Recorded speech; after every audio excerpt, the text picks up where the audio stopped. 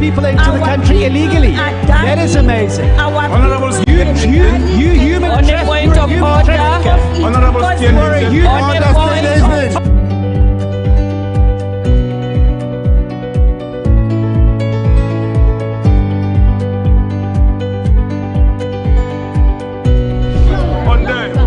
they are not picking our calls. They made up their minds. So no agreement with the EU, but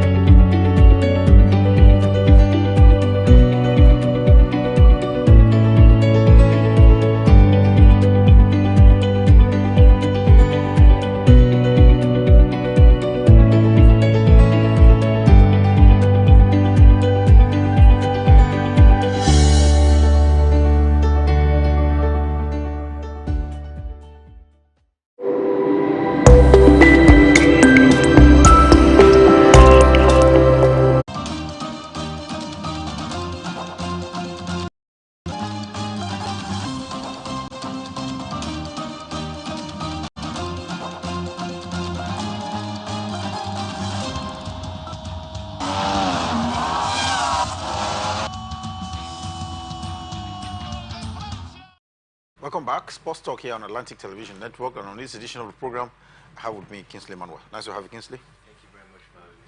It's very nice to be here this morning. And of course, we get started, of course, from the local scene where the Federal Ministry of Sports have announced funding plans for Paris Olympic Games. This is cheering because oftentimes we hear of plans of funds being an issue that does affect athletes.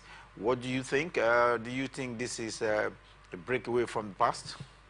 Yes, I think it's really a breakaway, of course, from the past, because when you take a look at it, the last time we participated at the Olympics in Tokyo, the preparation, of course, was nothing to write home about, but we have a few months, of course, to the Olympics, and the Minister of Sport is talking about, funding at this point in time. I think it's a good one. We've seen the, strengths and the performance of some of our athletes who have qualified for the Tokyo, for the Paris Olympic, and I think it's then time for them to put up, everything in hand to show that these athletes, of course, get the best of welfare, get the best of treatment, ahead of the Paris, Olympic. And for what the Minister of Sports is doing at this point in time, I think is the right step in the right direction, because we don't want what happened last time, of course, to repeat itself. We saw what happened last time in Tokyo, where some of our athletes, of course, were banned due to the fact that some of them took prohibited substance, and we also hear some of them, of course, didn't have a proper outfit. We actually saw what happened with the shot putter Chukwuebuka Enekochi, where he was washing his jersey and wearing and preparing for the next game.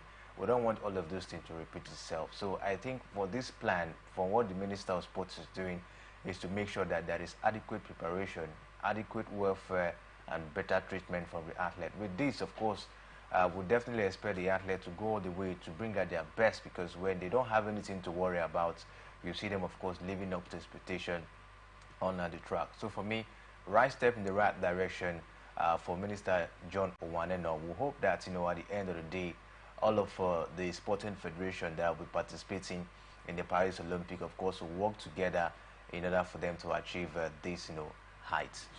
Well, we just hope that this development right now will be that which will continue leading up to the Paris Olympic Games, which is just a few weeks away from now. And talking about funding reminds me that the Nigerian School Sports Federation says it's seeking sponsors for 2024 International School Sports Federation Under 18 World School Cup for the girls.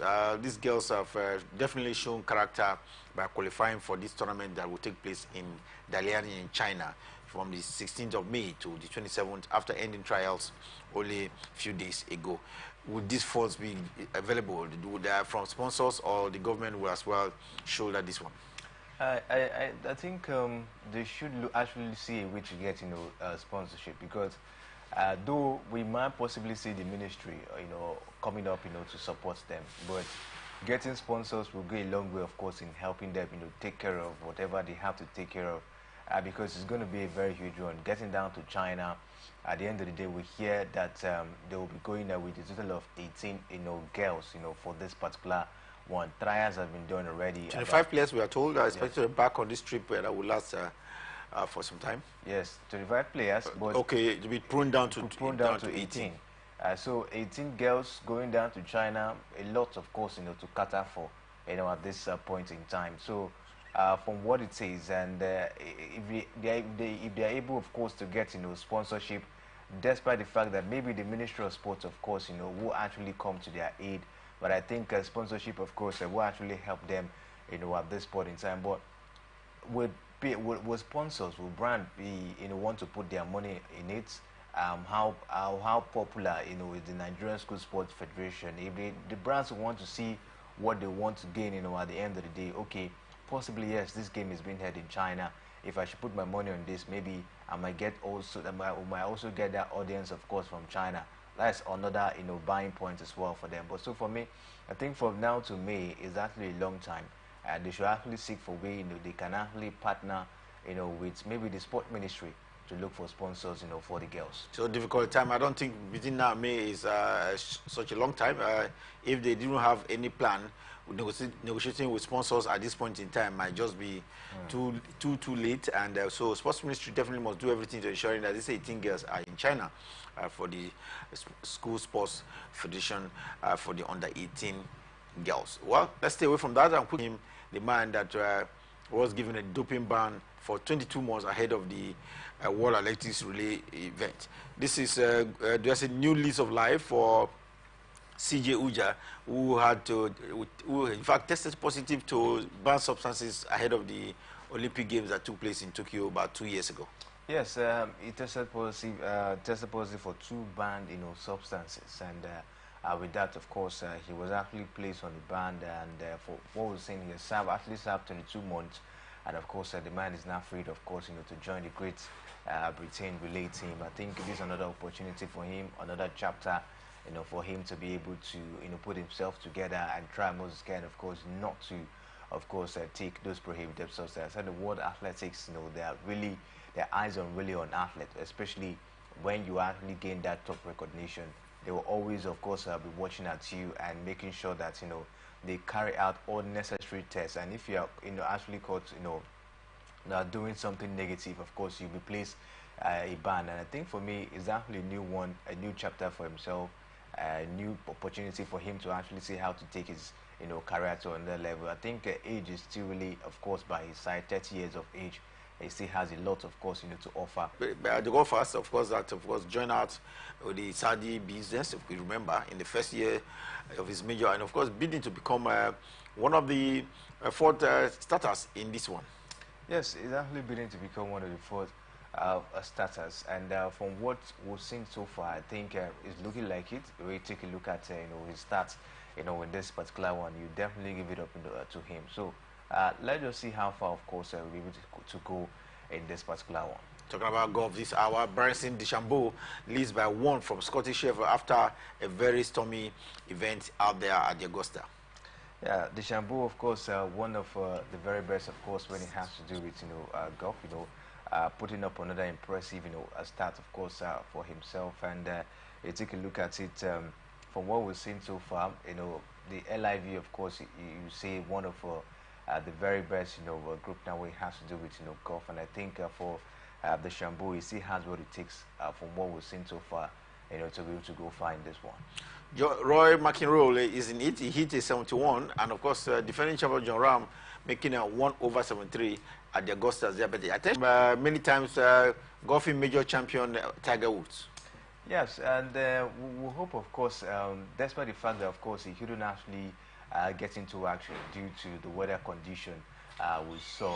We hope that Tiger Woods, of course, will bounce back strongly. Of course, he's already in action.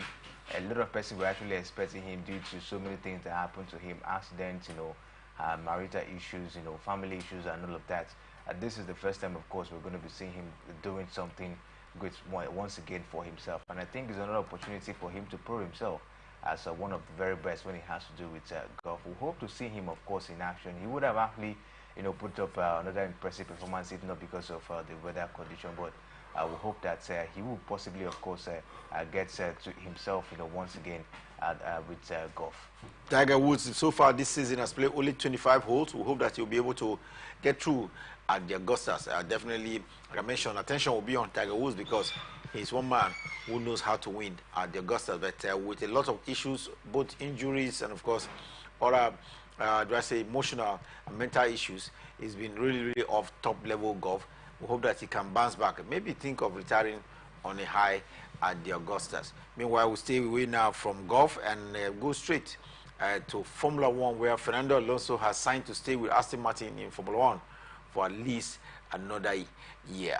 Kingsley, this is it's even looking at 2 seasons, the next 2 seasons. Alonso is already 42 years of age, but it doesn't matter. He's a good driver.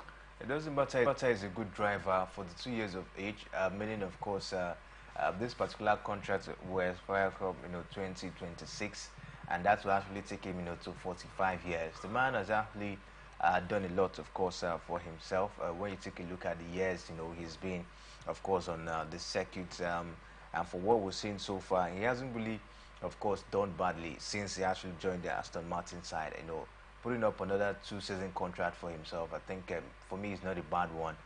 But this, of course, will actually reduce, the possibility of him going to either Mercedes this time around, looking at the fact that Lewis Hamilton, of course, will be leaving next season. So for me, I think not a bad one when you take a look at how the man has been able to navigate the circuits over the years. So for me, not a bad one. We'll just look forward to see what he'll be able to do with Aston Martins in these 2 seasons.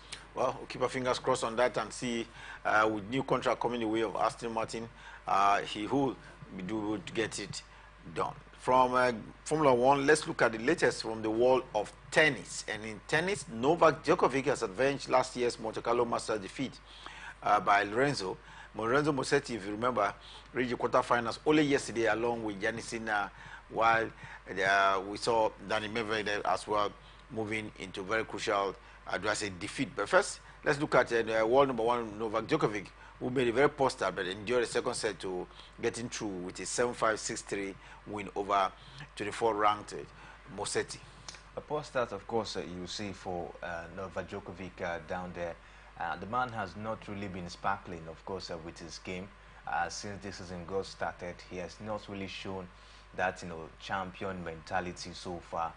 From what we've seen from Novak Djokovic, and he just parted ways, of course, with his coach, who has actually been with him and won a lot of, Grand Slam as well, with him. And I think this time around, Novak Djokovic is just trying to do a reset, trying to take, another approach, in tackling games, as it stands. And that's what we saw. Maybe that's what we saw, of course, that poor start for him. But he was able to put up that revenge against Musetti, and I think that will also be, of course, a morale booster to him going forward in the competition.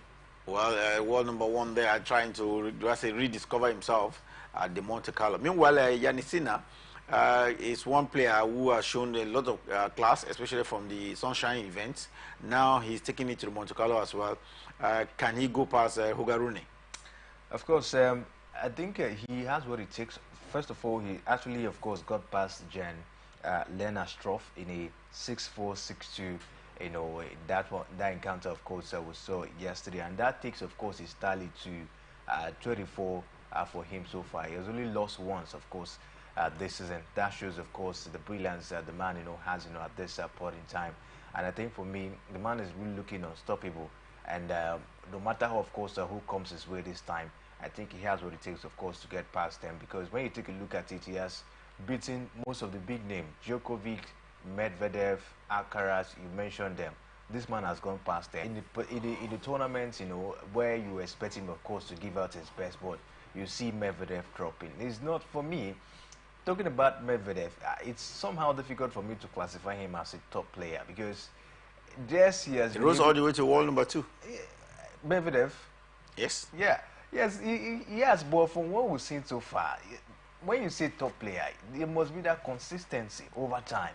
But we haven't really seen Medvedev, maintaining that consistency. And for me, that's why I'm not really giving him that, that credit. Being hosted out by Karen Kakanov, I didn't actually see that coming.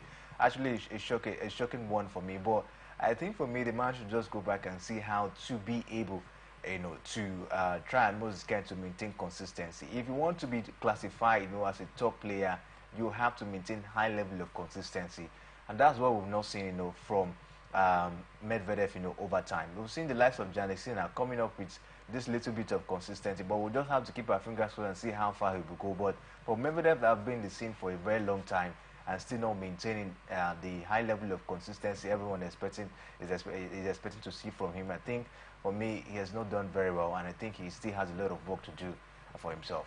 Russian Daniil Medvedev, they are having to do a lot to maintain his status as a top-level player, beaten by Karen Khachanov at the Monte Carlo Masters. Only to be said, about him, he actually did a lot of controversy as well surrounded his life, and looking at how, of course, he also lived his life, he started getting recognition, and all of that. But it's a good, it's not a very good one.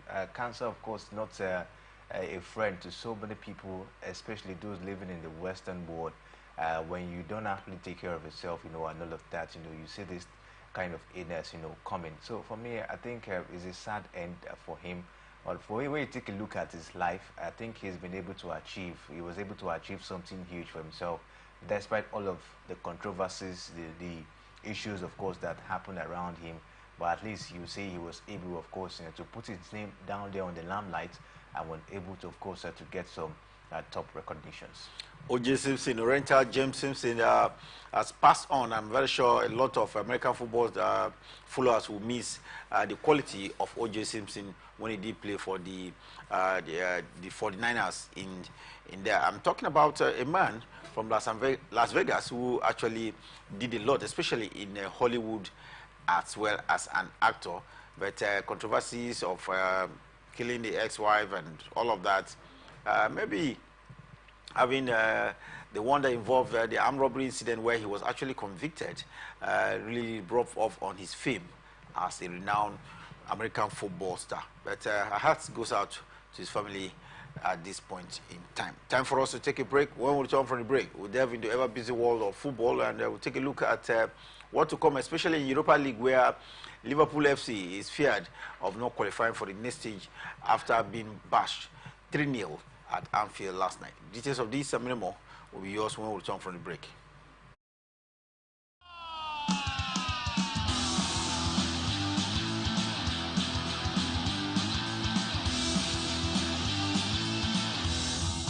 Telling him not to counterpunch.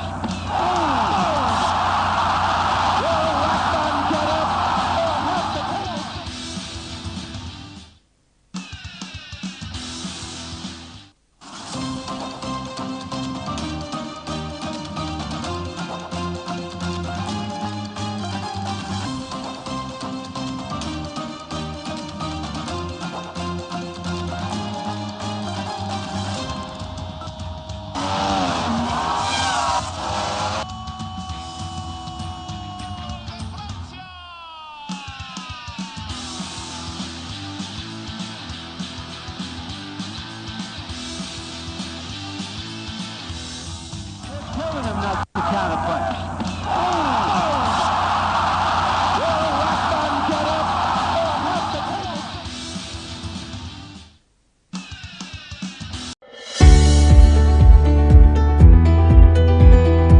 People into the country illegally. That is amazing. Honorable You human On the point of order. Honorable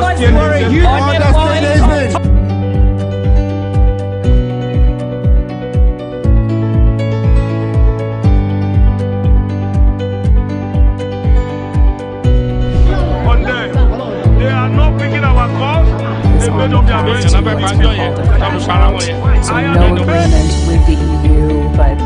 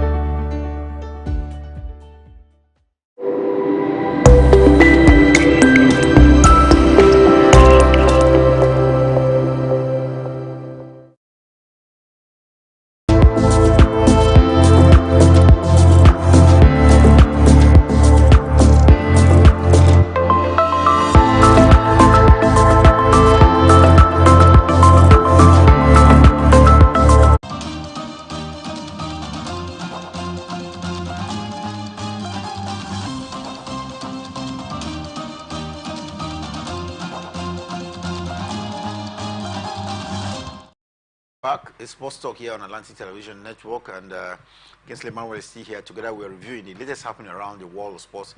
Time for us to go into football. We're talking about how O.J. Simpson has passed on, and of course, funding issues are now beginning to crop up ahead of the National School Sports event. And now we have to look at football, and Kingsley.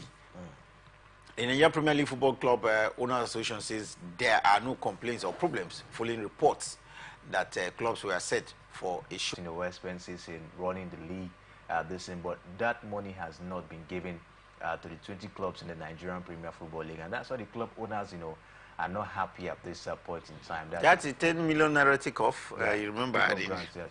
That does not be given to the clubs, and the clubs, they've been managing, and sometimes you don't even ask how did some of the privately owned teams, how do they manage the likes of Doma United? But there have been deals with some broadcast firms, if you remember. Yes, but which has been paid for. But the MPFL board has not actually given these clubs, some of their entitlement based on the deal that was actually been struck, and that's why the club owners are not happy, at this point in time. But according to God, really very stubborn. But talking about Rivers United having at least 6 games outstanding, how come the league management body did not properly schedule these matches, and now they have a backlog of 6 games due to their performance,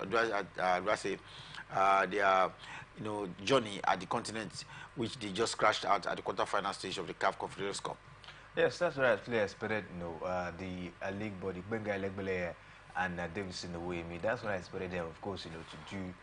They should have seen how, to make sure that they structure the calendar, despite the fact that, yes, Rivers United, of course, we're still in the continent.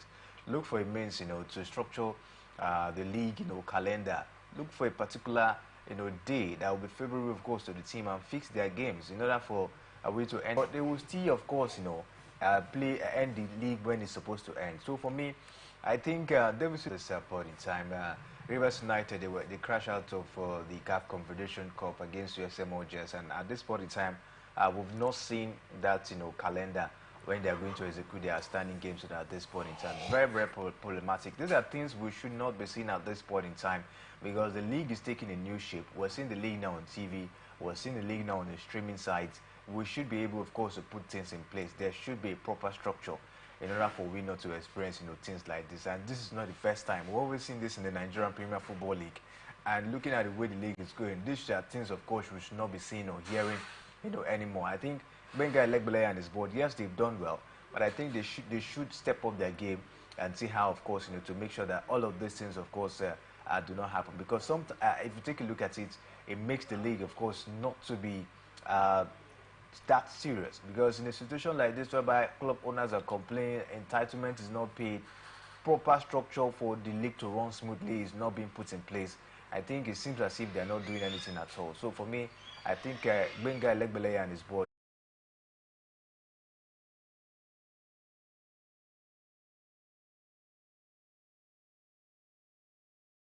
to challenge, for this particular one. And when you take a look at what Coach Randy Wardrum is doing, yes, he hasn't really achieved a lot when it has to do with maybe winning laurels, for the Super Falcons for the past 3 years. Of course, he's been with the side, but I think when it has to do with building the team, I think Coach Randy Wardrum, has done a great job in building a very, very formidable Super Falcons team. And I think from what we've seen at this point in time, the man is very optimistic. After that particular victory against South Africa, he came up to say that the sport ministry should do everything they can to make sure that they have the best of preparation. He's planning that the team, of course, will camp in Europe in preparation for the Olympic Games.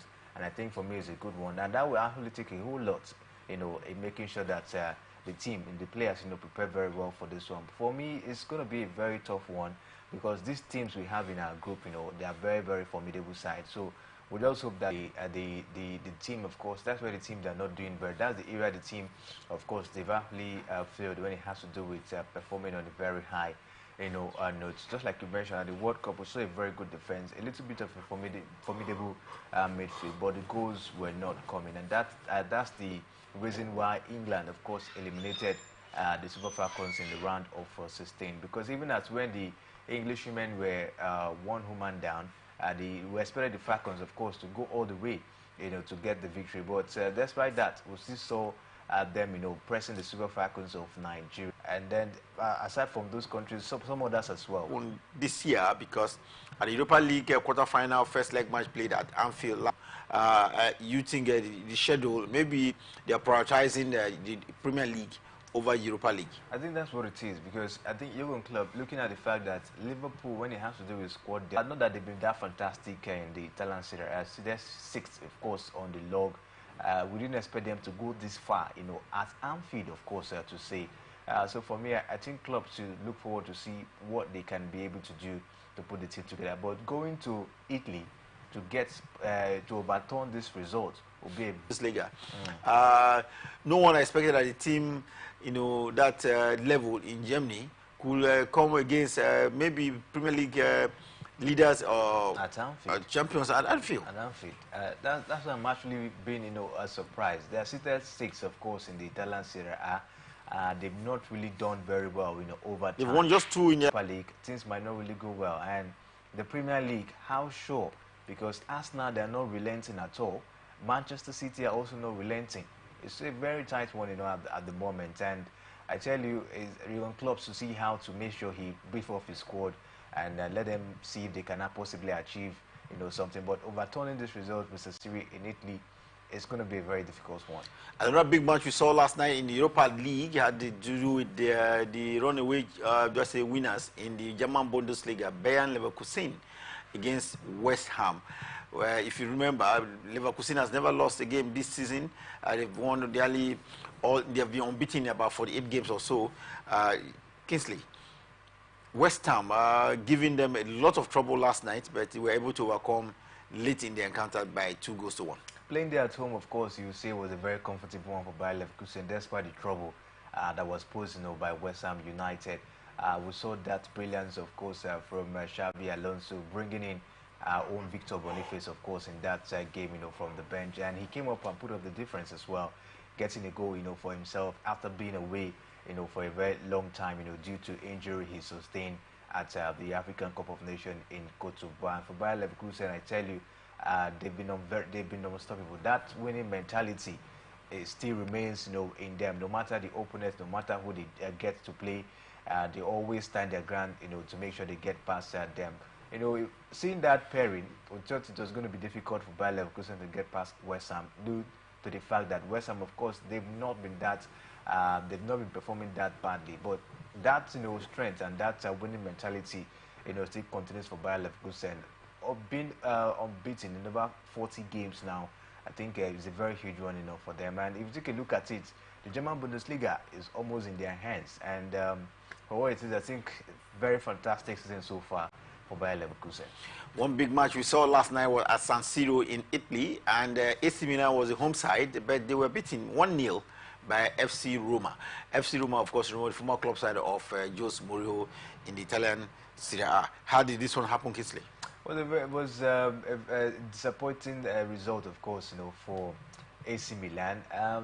They've actually gotten a little bit of resuscitation in the Italian Serie. I think they are either second or third, of course, on the log, but they're really far when it has to do with the title, because of Inter Milan. They are top there, at this point in time. But disappointing one. But seeing the departure of Jose Mourinho, I think the new manager of AS Roma has been able to put this in place. He has been able to grind out some wins, for them.